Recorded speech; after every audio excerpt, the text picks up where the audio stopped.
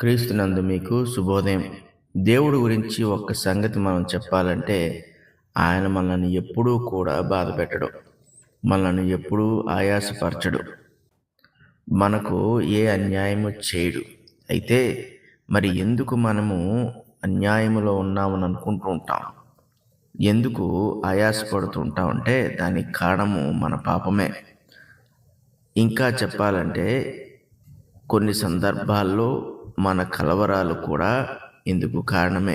దేవుని పైన సంపూర్ణమైన నమ్మిక లేనప్పుడు కలవరములు మనల్ని బాధపెట్టి మనల్ని ఆయాసపరుస్తుంటాయి. కానీ దేవుడు ఎప్పుడూ ఆయాసపరచడు. దేవుడు తన బిడ్డలను ఎల్లప్పుడూ సురక్షితంగానే ఉంచుతూ ఉంటాడు. వాళ్ళకి కావలసినవి దయచేస్తూ ఉంటాడు.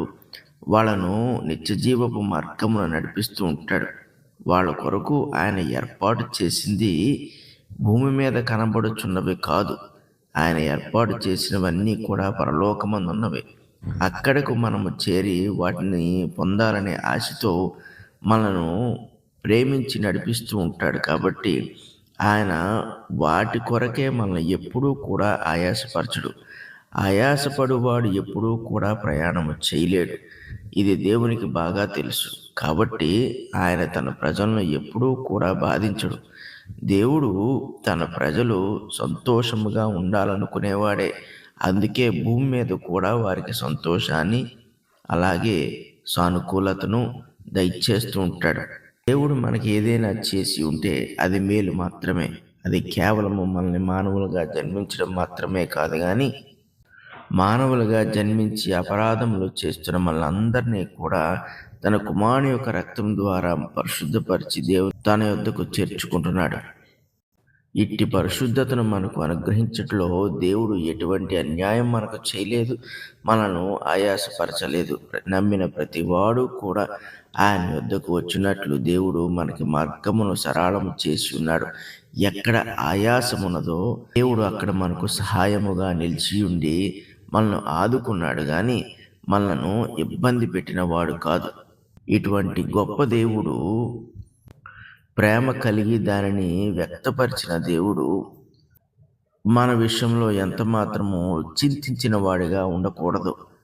మీకా గ్రంథము 6వ అధ్యాయం 3వ వచనంలో చూసినప్పుడు ఇశ్రాయేలీయులతో దేవుడు ఇలా అంటున్నాడు, నా జనులారా, నేను మీకేమి చేసి తిని మిమ్మును ఎలాగూ ఆయాసపరిచితిని అది నాతో చెప్పుడి.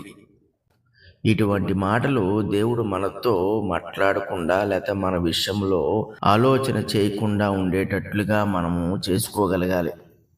దేవుడు తన గూర్చి తన సాక్ష్యము చెప్పుటకు సర్వత్రా యోగ్యుడైన వాడు, పరిశుద్ధుడు, నీతిమంతుడు. కాబట్టి ఆయన ఇటువంటి ప్రశ్న తన ప్రజలైన ఇశ్రాయేలీయులను అడిగాడంటే ఆయన ఎంత మాత్రమో వారికి ద్రోహం చేయలేదు అని అర్థము. ఇటువంటి ప్రశ్న దేవుడు మనలను ఒకవేళ అడిగితే మనం ఎటువంటి సమాధానం చెప్పగలుగుతాం? కాబట్టి ఇటువంటి ప్రశ్న అనేది మన జీవితంలో తలెత్తకుండానే ఉండాలి.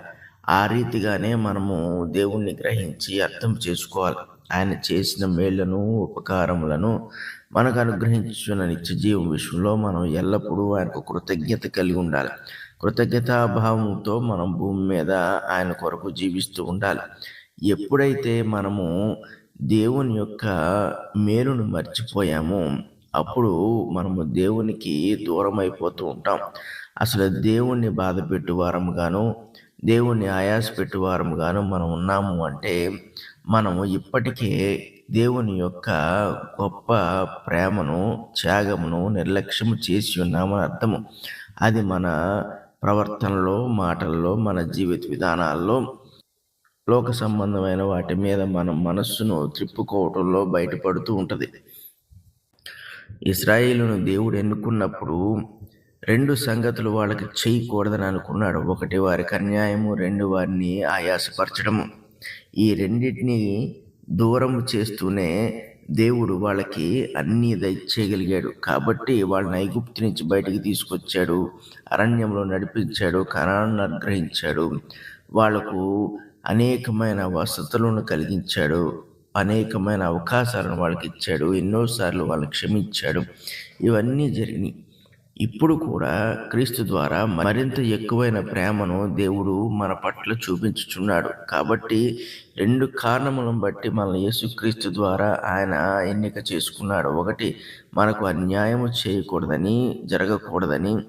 2, మనలను ఎట్టి పరిస్థితిలో ఆయన ఆయాసపరచడని. ఈ రెండిటి మీద ఆయన బలముగా నిలబడిన వాడై మనకు నమ్మకమును కలిగించుచున్న వానిగా మనకు ఎప్పుడూ ఆయన ద్రోహం చేయలేదు. దేవుడు తాను ద్రోహము చేయువాడును కాను అనే సంగతి ఎన్నోసార్లు రుజువు చేస్తూనే వచ్చాడు. ఒకవేళ ఆయన అన్యాయము చేసి ఆయాసపరిచి ఉంటే దానికి కూడా ఆయన ఒక మార్గమును తెరిచి ఉన్నాడు. అది ఆయనతో చెప్పుకోమంటున్నాడు. నిజముగా మన జీవితాల్లో దేవుడు మనకి అన్యాయం చేసుంటే మనం ఆయన యొద్దకు వెళ్ళి దాన్ని వినిపించుకోవచ్చు. మన వాదమును ఆయనకు తెలియపరచుకోవచ్చు. దేవుడు ఎంత గొప్పవాడైనా, సర్వశక్తిమంతుడైనా, మన సృష్టికర్త అయినా కూడా మన వాదమును వినకుండా ఉండడు. మన వాదములో నీతి న్యాయములు లేనప్పుడే ఆయనకి కోపం కలుగుద్ది. కానీ ఎవరికి వారు పరిశీలన చేసుకుని ఒకవేళ దేవుని యొద్దకు వెళ్ళి తమ వాదమును వినిపించుకోవాలనుకుంటే వినిపించుకోవచ్చు. ఆయన చేసిన కార్యములు, మన రక్షించిన విధానము, మన కొరకు చేస్తున్న ఏర్పాట్లు, మనకిస్తున్న కాపుదల, మనకిస్తున్న అన్యోన్యమైన ఆయన యొక్క సహవాసము, వీటన్నిటినీ మనం లెక్కలోకి తీసుకుని ఆయన ఎక్కడ మనకు అన్యాయం చేసి ఉన్నాడో మనము ఆలోచన చేయగలిగి ఆ వాదమును ఆయన వద్దకు తీసుకువెళ్తే ఆయన ఖచ్చితముగా దాన్ని సరిచేయగలడు. అయితే దేవుడు అన్యాయస్తుడా, మనను ఆయాసపరిచాడా లేదా అన్నది నిర్ణయించుకోవాల్సింది మనమే. ఒకవేళ ఆయన మనకు అన్యాయం చేయలేదన్నా, ఆయాసపరచలేదన్నా విషయములను మనము గుర్తించి అంగీకరించినట్లయితే మనము ఆయన విషయంలో నమ్మకంగా జీవించవలసిన వారమై ఉన్నాం. పాపములో జీవించడానికి ఎంత మాత్రమూ వీల్లేదు. ఎందుకంటే దేవుడు ప్రవక్త అయిన మీకా ద్వారా ఇటువంటి వాక్యమును పలికి ఉన్నాడంటే అర్థము ఆయన తన ప్రజల విషయంలో చాలా దుఃఖపడుచున్నాడని. 2, ఆయన దుఃఖపడుచున్నప్పుడు వాళ్లకు ఆయన దుఃఖమును తెలియపరుచుకుంటున్నాడు. తరువాత తీసుకోబోయే నిర్ణయము చాలా కఠినముగా ఉండబోచున్నదని అర్థము. అంటే ఆయన ప్రజలు ఆయన ప్రేమను, ఆయన ఆప్యాయతను, ఆయన యొక్క పరిమితి లేని మంచితనమును అలుసుగా చేసి ఉన్నారు. కాబట్టి వాళ్ళను శిక్షింపబోచున్నాడు. కాబట్టి క్రైస్తవులుగా మనము ఈ వాక్యము నుండి జ్ఞానము పొందవలసిన వారమై ఉన్నాము.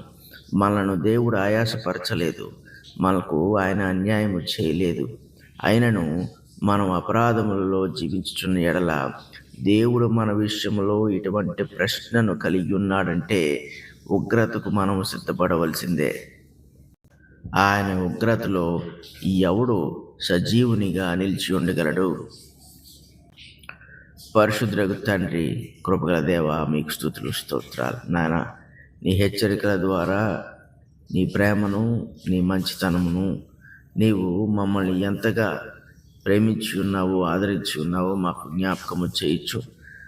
మేము నీ వైపు తిరిగి నీ కొరకు జీవిస్తూ నీవు అనుగ్రహించిన నిత్య జీవమును, అందులో ఉన్న గొప్ప జీవితమును, ఆనందమును మేము పొందులాగున మాకు మీరు సహాయము చేయుచున్నందుకు మీకు స్తుతులు స్తోత్రాలు. మీ వాక్యము ఎల్లప్పుడూ మా పాదములకు దీపముగా ఉన్నట్టుగా మీరు దానిని మా ముందుకు తీసుకువస్తూ మమ్మల్ని ఆలోచింపజేస్తూ బలపరుచున్నందుకు మీకు స్తుతులు స్తోత్రాలు తెలియజేయచ్చు. యేసు పరిశుద్ధ నామమున అడుగుచున్నాము తండ్రి. ఆమేన్.